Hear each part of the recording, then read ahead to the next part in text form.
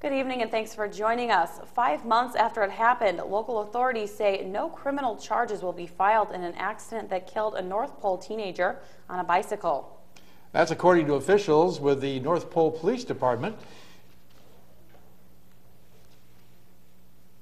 13-year-old James John Allen Walters was riding a bicycle on the sidewalk along Badger Road last August 21st when he was hit by a commercial truck pulling into the North Pole Tesoro station. Walters died at the scene. In a news release issued by North Pole late Thursday evening, North Pole police say the state district attorney's office, after much review, decided against criminal charges in the case. Driving conditions in and around the interior have been treacherous in the past few weeks due to the weather. Yesterday, areas of the Richardson Highway were dangerous due to the drifting snow on top of the ice on the roads. Today, state transportation officials say the Richardson Highway has been closed because of blowing and drifting snow yet again. The Department of Transportation announced this morning that the highway was closed from the milepost 185 near the Paxton Lodge to milepost 202 at Fielding Lake. DOT says the blowing, drifting snow has made the highway impassable.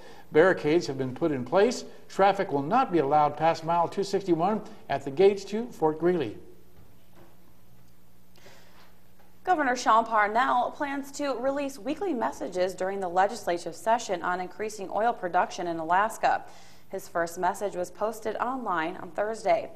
In it, he says the declining oil production is not because Alaska is running out of oil, but because Alaska is running behind the competition for investment dollars.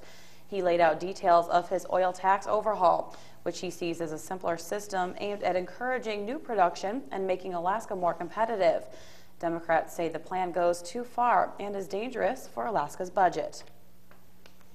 We created a simple proposal. It is basically a 25% tax. We eliminate tax credits where we're currently writing checks totaling about $1 billion a year. Eliminating those tax credits, eliminating the complex progressivity calculations, and we're focusing the maximum benefit of this tax on new production. Senator Mark Begich voted yesterday to change Senate rules to make the legislative process more efficient and to move at a quicker pace. He said, however, that he was disappointed the measures didn't go further to stop secret holds and endless filibusters. Begich said he supported the resolutions because the process in Washington, D.C. is broken. He said the American people expect lawmakers to get things done, not to drag their feet through a swamp of technicalities. Everywhere I go in Alaska, this issue comes up over and over and over again. Why can't you guys get things done? And can you change the rules to make it more efficient without jeopardizing the rights of the minority within the body? And I think we did that today in a bipartisan effort. The Army is preparing to ban alcohol in the barracks at Joint Base Elmendorf-Richardson in Anchorage. Public Affairs Officer Lieutenant Colonel Bill Coppernall says that commanders will put in policies in place to address alcohol-related discipline problems. No word on what this means for Fairbanks-based Fort Wainwright, which also has dealt with a number of alcohol-related problems, including a shooting incident that took place last month at Denny's restaurant on Airport Way that involved military personnel. Coppernall says soldiers 21 and older will continue to be permitted to drink alcohol at a club on the Fort Richardson side of the base and off post. Coppernall says the Army is also considering routine checks on base for soldiers getting into trouble and courtesy patrols in Anchorage. He also says officials are reviewing gun policies as well. All right, Mike, so it's been really cold out there today, huh? Yeah, we were talking about the road problems. Even one of our own folks that works here had an incident on the Richardson Highway and said there was 4 other cars. That's right, folks. It is very, very slick out there, especially on areas of the Richardson Highway. So and the ice fog is developing too. So tell us more. The ice fog also means that we have an inversion going on, and once again that means that we have also, once again, an air quality problem.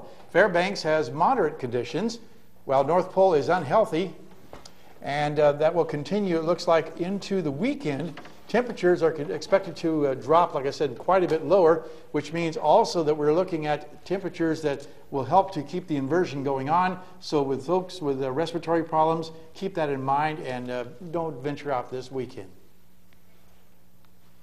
All right, Mike. Yeah, I'm definitely staying in. All right, well, when we come back, a paranormal fundraiser. And Fort Wainwright prepares for a week-long exercise beginning Monday. Stay with us. This edition of the Fbx Evening News is brought to you by Northland Hearing Services, better hearing with a human touch.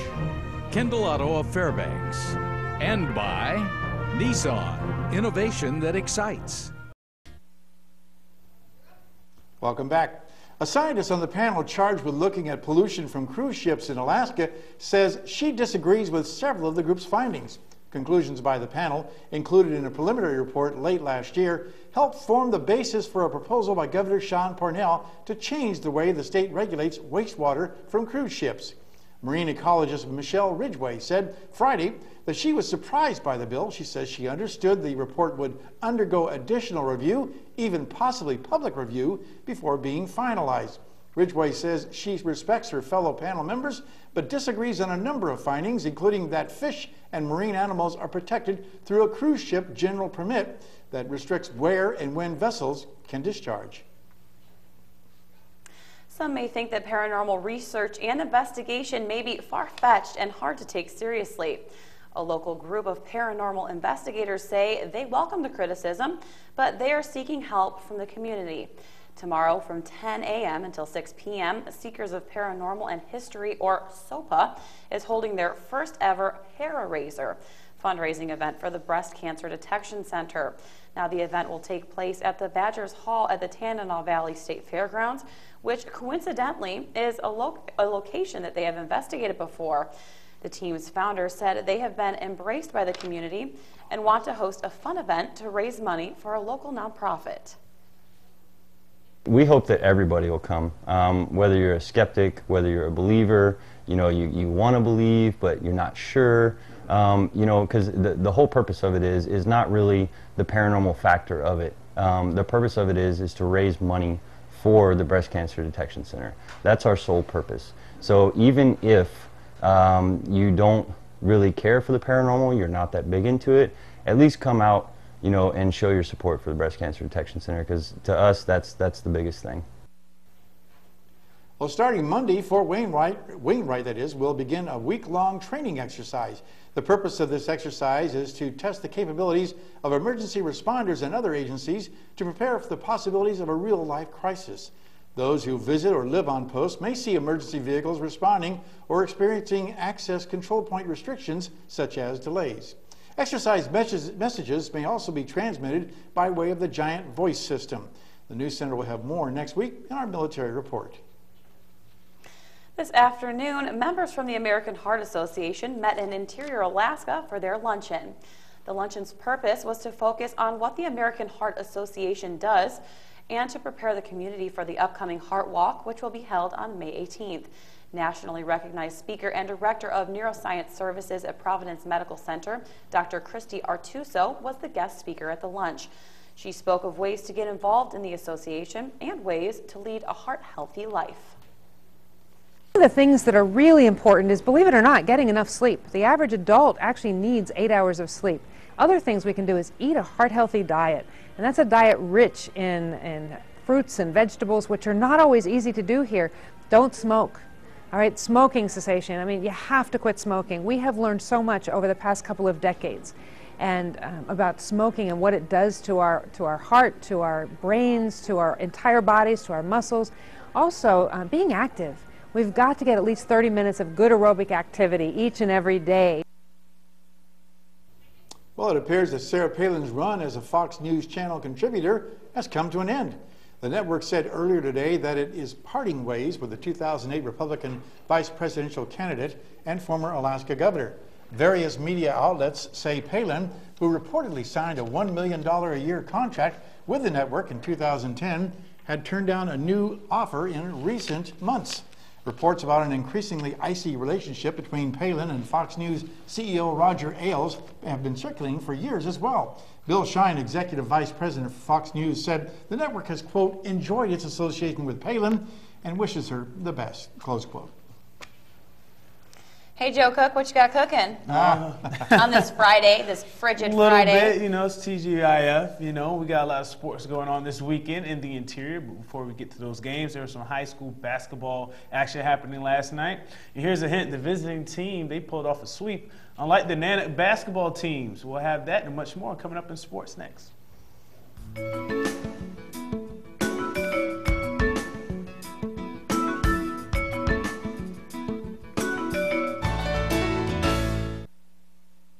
Brought to you by the Law Office of Rita T. Alley. Peace of mind through professional legal services. Hello, Interior Alaska. Joe Cook here in the sports seat for you, and it's TGIF. And this Friday is a good day for some interior sports. Tonight we start off with the doubleheader as the West Valley Wolfpack visit the North Pole Patriots. First quarter action in the boys contest, and Daniel Hornbuckle, he takes it in for the lay-in. Hornbuckle finished with 9 points, 8 steals, 8 assists. Lots of layups for the Wolfpack early. The Patriots made it a game, making a run too. They made a run. They only trailed by 2 going to the second, but the Wolfpack pulled away in the second half, and they would go on to win 61-34. Lorenzo Graham and Jordan Rodenberger led West Valley with 12 points apiece in the victory.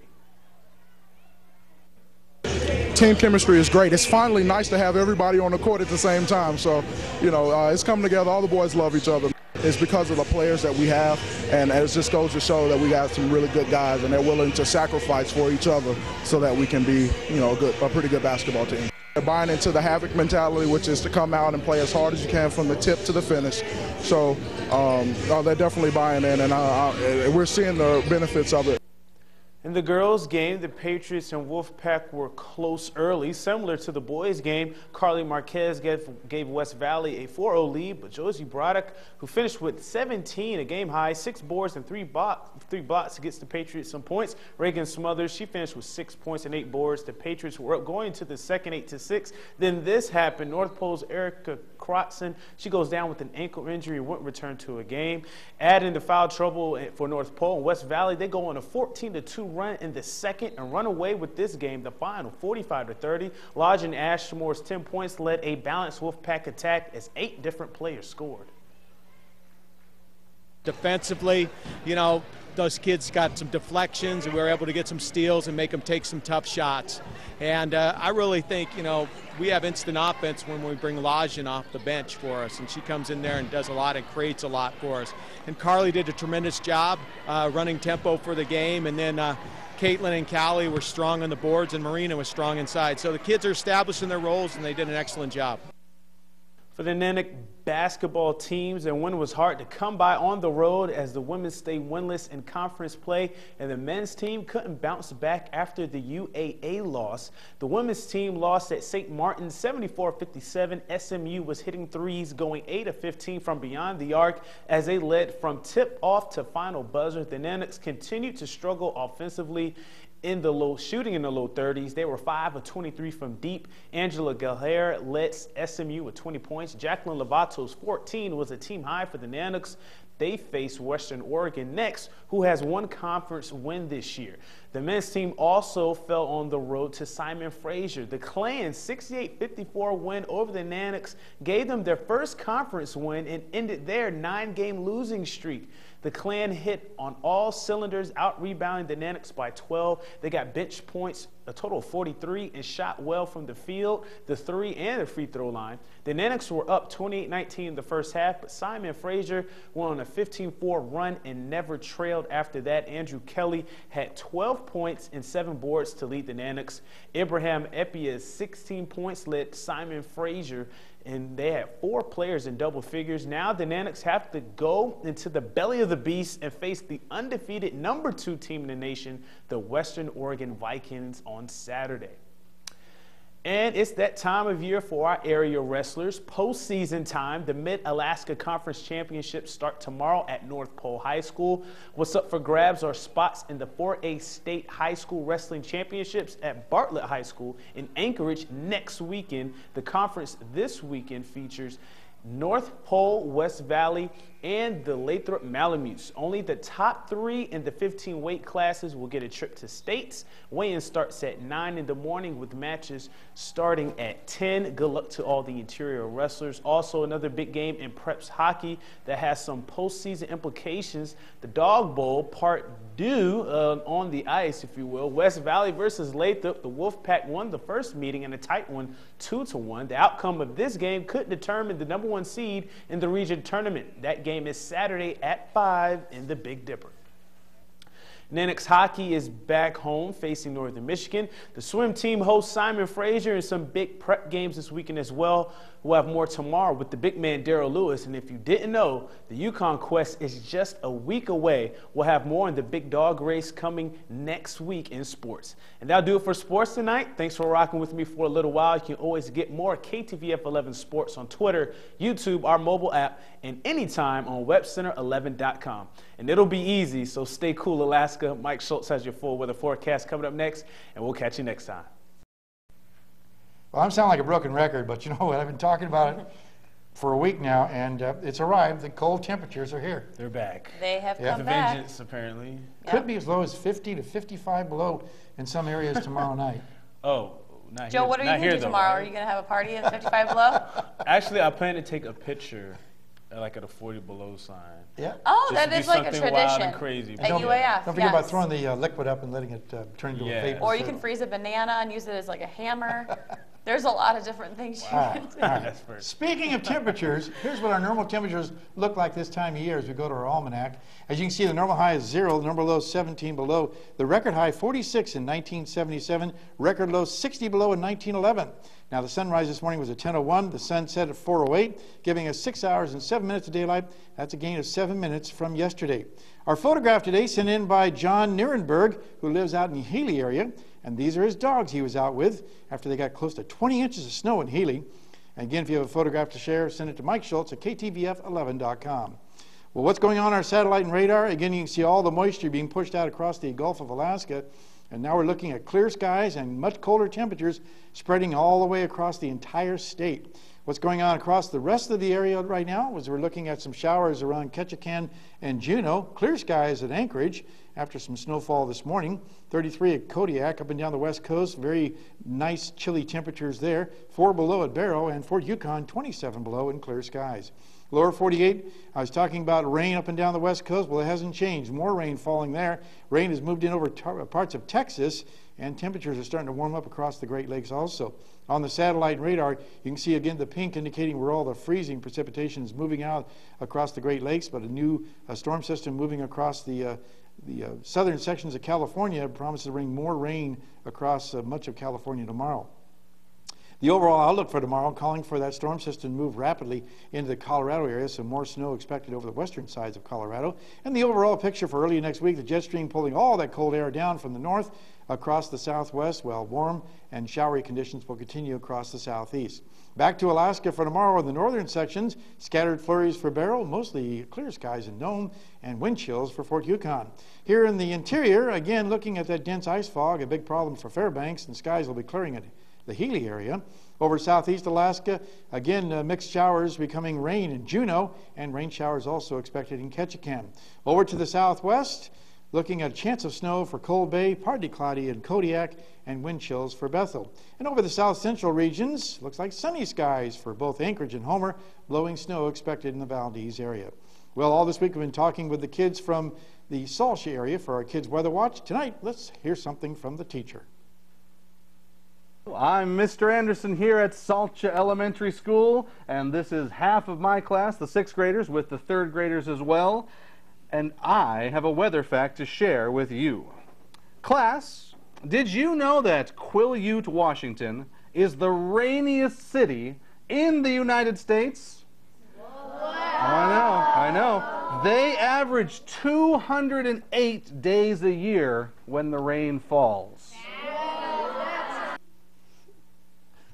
Again, thanks to the folks at Mount McKinley Bank. And next week, we're going to be talking with the kids from Tickasuk Brown Elementary School. Well, our winter trails report by the folks at Beaver Sports, dangerous temperatures will continue through the weekend, so don't plan on any outdoor activities. If you do decide to go outside, make sure you wear proper clothing. Okay, here's our forecast for tonight. 45 below, severe cold temperatures to continue. Areas of dense ice fog. Tomorrow's forecast, looking for dense ice fog with increasing clouds, and about 30 below for the daytime high. Overnight low tomorrow night dropping down to close to 50 below. But we do have some relief coming our way by Monday and Tuesday. You see temperatures rising to 5 below. A chance of some more snow for Monday night into Tuesday. And overnight lows also rising to near 15 below by next Wednesday and Thursday. So that's not quite as bad as it could be. It's not a long term. 5 below, it's a heat wave, It's you not know, long compared term, to at least. 45 below. Yeah. You gonna get night your and t-shirt day. out, Joe? Get your t-shirt out, take your gloves Probably off? not. I'll probably keep my long johns on like I do. All right. Well, remember, you can find KTVF 11 and our news stories almost everywhere. Check us out on webcenter11.com, Twitter, Facebook, YouTube, and now our very own app. Find out more on webcenter11.com. And with that, we'll wrap up this news this evening. We're glad you could join us.